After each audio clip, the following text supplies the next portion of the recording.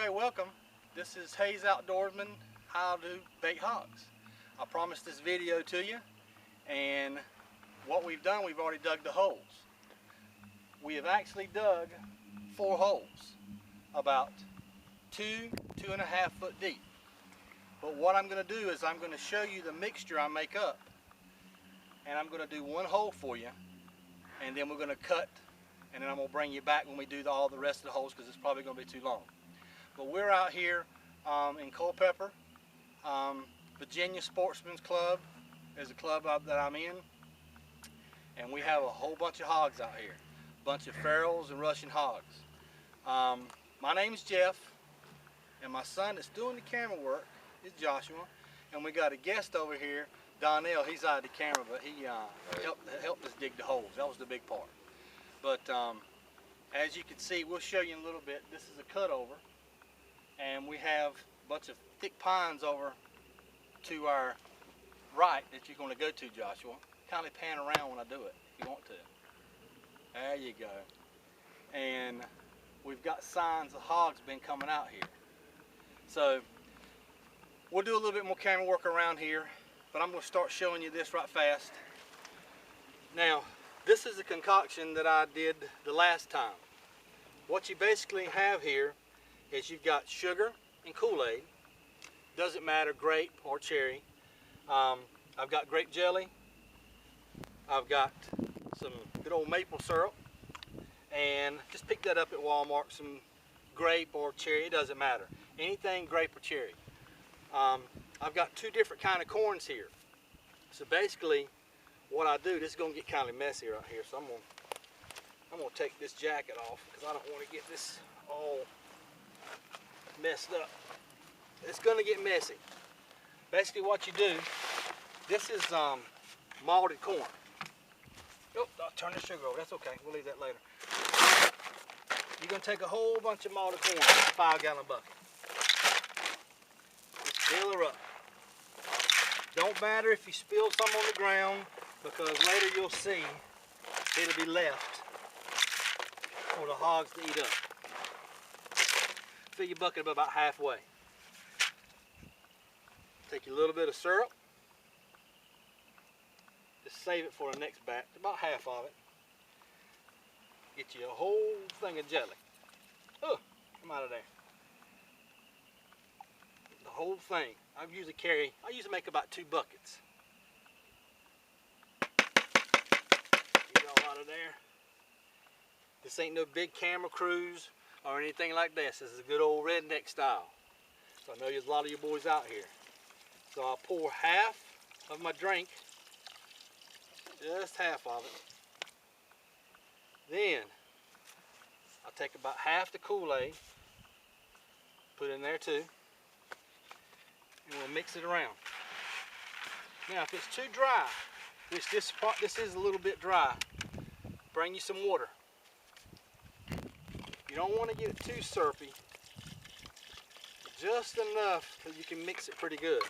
So that way what the water does is the water helps it soak into the ground, because this stuff soaks into the ground, and every time the hog digs it up to get to the bottom, the ground is saturated with it. So he don't know if it's feed in there or if it's just the ground itself. But anyway, we got 1 hole here we're going to start at. This is about 2 foot deep. What you do, you'll take a good handful, put it right in the bottom. A little bit more. Now, keep your dirt close to you that you've already dug up from it. Put it on top of it. Pack it down real good. The harder you pack it down, the harder it is to get to them. Take another layer. Put on top of that, like so. Cover it up. Pack it down real good. Don't worry about stuff you're spilling on the ground, because it just draws them to where it's at. Take you another layer. Put that down. I'm actually putting more in this hole than I should, because I've got 4 or 5 other holes to go to. but I got more to mix, so I'm not really worried about it. I got to bring more because more is better out here. Put my last layer right here.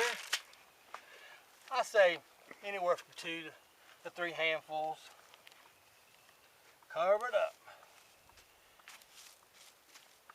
Everything you got.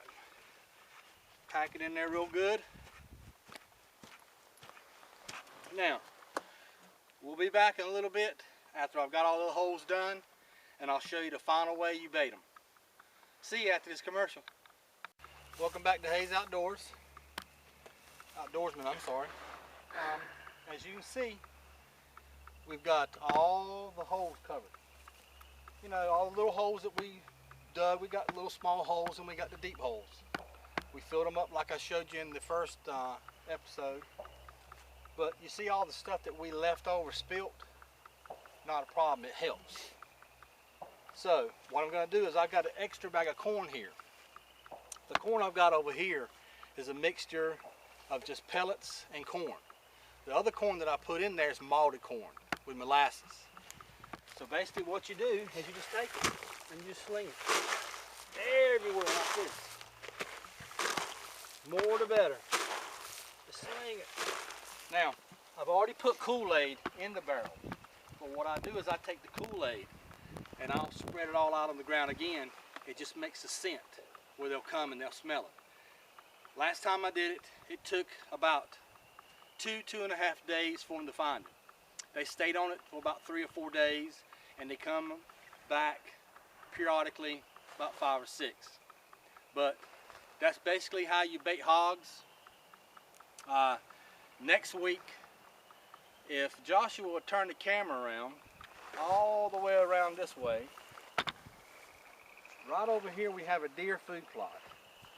And what we're going to do is I got a kill zone blind, ground blind. I say it's about 60 yards. I'm going to put it up against the wood line, and we'll actually show you that next week. And we're going to put a whole bunch of branches over it. So that way when the hogs come in, they won't notice it's over there.